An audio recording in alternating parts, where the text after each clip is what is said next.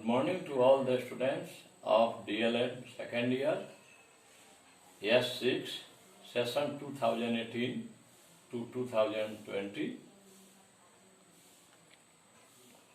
आप लोगों को मालूम होगा या मालूम हो जाएगा कॉलेज से 1 सितंबर से आप लोगों का online exam internal assessment exam 2020 college में होने जा रहा है।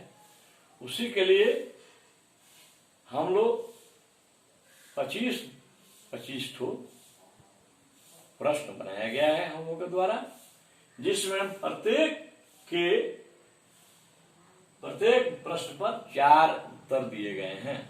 जो सबसे सटीक या सबसे सुटेबल लगता है उसी के सामने आपको क्लिक करना है, क्योंकि ऑनलाइन एग्जाम है।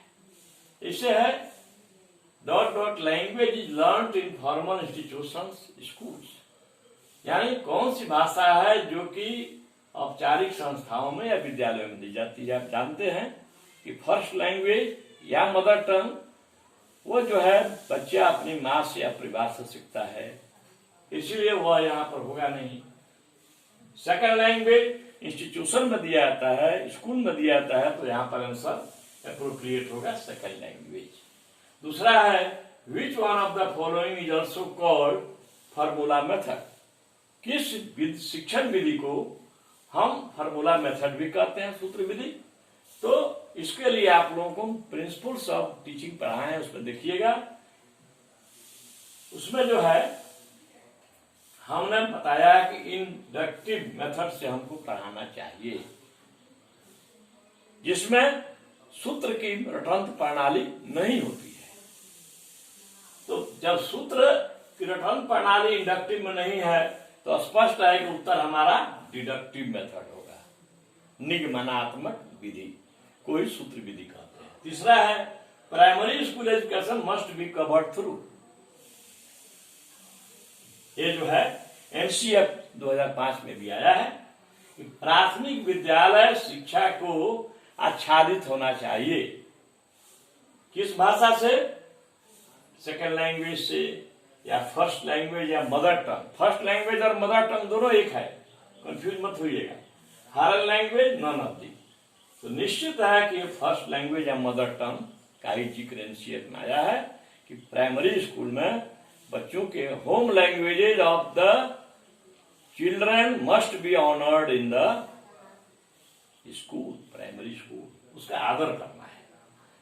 चौथा है which one of the following is concrete in nature, इसमें से कौन जो है मूर्त है। करिकुलम, आप जानते हैं जो करिकुलम जो है वह अमूर्त है, एब्स्ट्रैक्ट है। Curriculum is abstract in nature, क्योंकि एक दस्तावेज है, नीतिगत दस्तावेज है ना, जो किसी समाज के शिक्षा को निर्देशित करता है। तो यह करिकुलम नहीं होगा, सिलेबस हो सकता है और टेक्स्ट बुक, लेकिन चूंकि टेक्स्ट बुक जो है सीधे स्टूडेंट के हाथ पर आता है, इसीलिए टेक्स्ट बुक इसका आंसर होगा। 5 में the variation in the pitch of voice is called, बोलने के क्रम में जो आवाज में उतार चढ़ाव होता है, आप लोगों को लिखाया गया इंटोनेशन, स्ट्रेस, सिलेबल, तो उसको क्या कहते हैं? इंटोनेशन कहते हैं। इंटोनेशन मतलब अनुतान, स्ट्रेस माने जोर देना, ये तो होगा नहीं, क्योंकि उतार चढ़ाव, वेरिएशन माने उतार चढ़ाव, तो इंटोनेशन होगा। अनुतान माने उतार चढ़ाव।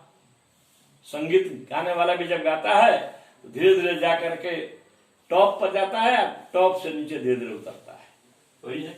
छठा है the kind of reading done for gist और जनरल इंफॉर्मेशन, पठन का वह प्रकार जो सामान्य जानकारी के लिए ना, सारांश के लिए किया जाता है, उसको स्कीमिंग कहते हैं कि स्कैनिंग कहते हैं कि दोनों कहते हैं या नॉन ऑफ दी। आप लोगों को बताया गया है कि जब सारांश की बात होगी,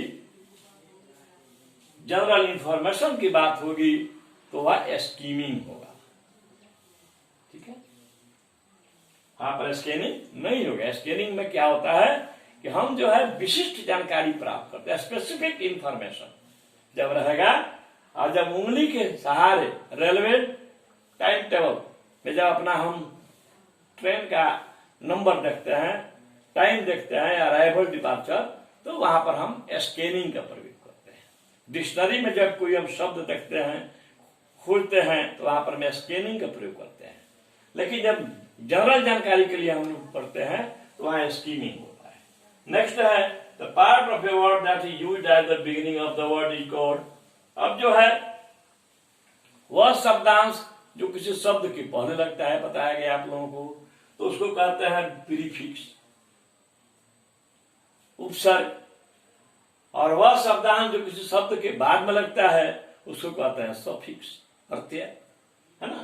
तो यहां पर जब बिगिनिंग है तो यहां पर प्रीफिक्स होगा, जब एट द एंड होगा, अंत में होगा, तो वहां पर सफिक्स होगा। फिर है 8वां सवाल, is an integral part of instruction which is formative and process oriented. ये इवैल्यूएशन और असेसमेंट में कौन है, मूल्यांकन और आकलन में जो शिक्षा का अभिन्न अंग है और जो फॉर्मेटिव है तथा प्रोसेस ओरिएंटेड है। तो यहां पर जो है यह जो है यहां पर असेसमेंट होगा। असेसमेंट के बारे में आपको बताया गया, उसको पढ़ लीजिएगा। असेसमेंट इवैल्यूएशन में हम डिफरेंस भी बताए हैं। इवैल्यूएशन क्या होता है, तो यह समेटिव होता है और यह रिजल्ट ओरिएंटेड होता है, सीधे एकदम परीक्षा पर संबंधित होता है। इसीलिए जब रिजल्ट ओरिएंटेड जब नहीं है तब यह असेसमेंट है, रिजल्ट ओरिएंटेड जब होगा तब इवैल्यूएशन होगा। ऐसे ही आप लोगों को सब बताया गया है, उसको पढ़ना है। इसके बाद में भी आपको एक दो प्रश्न और हम आपको बता देते हैं।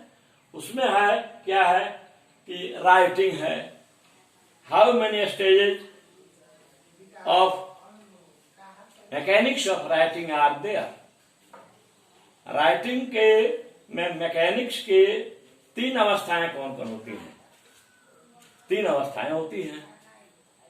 एक होता है फ्री स्टेज, एक होता है स्क्रिप्ट स्टेज, एक होता है मास्टरिंग स्टेज। जब हाउ मेनी स्टेजेस है, कितनी अवस्थाएं होती हैं? 3 अवस्थाएं होंगी। वैसे ही आपको 9th में क्वेश्चन नंबर जो 9 है उसमें रह सकता है कि प्रिंसिपल्स ऑफ एजुकेशन में जो है वो किस विधि का प्रयोग करना चाहिए, किस मेथड का प्रयोग करना चाहिए, डिडक्टिव होगा कि इंडक्टिव होगा, उसमें लिखा है इंडक्टिवली। उसी में हैबिट फॉर्मेशन भी लिखा हुआ है। उसी में है फ्रॉम नॉन टू अननोन, बच्चों को पढ़ाना है ज्ञात से अज्ञात की ओर।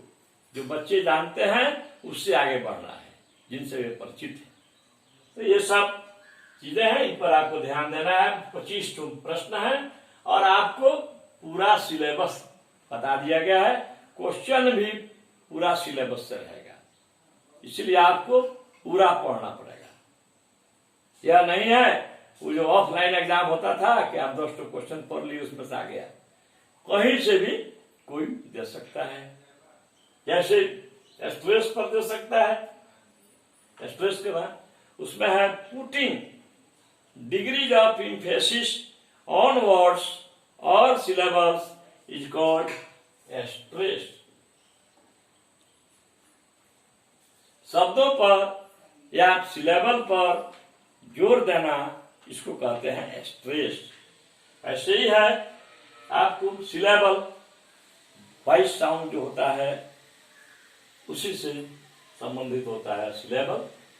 जो कुछ होता है मोनोसिलेबिक वर्ड्स होते हैं जिसमें एक ही सिलेबल होता है, जैसे pot, cot, mat, right, sat, ये सब होता है मोनोसिलेबल। एक होता है बाई सिलेबल जिसमें 2 सिलेबल होते हैं। एक होता है ट्राई सिलेबिक वर्ड्स जिसमें 3 सिलेबल होते हैं। तो इस सबको आप लोगों को पढ़ लेना है। करिकुलम जो है वह करिकुलम एब्स्ट्रैक्ट है। फ्रेंड्स, इसको आप लोग तैयारी कीजिए, जहां दिक्कत होगा फिर पूछिए।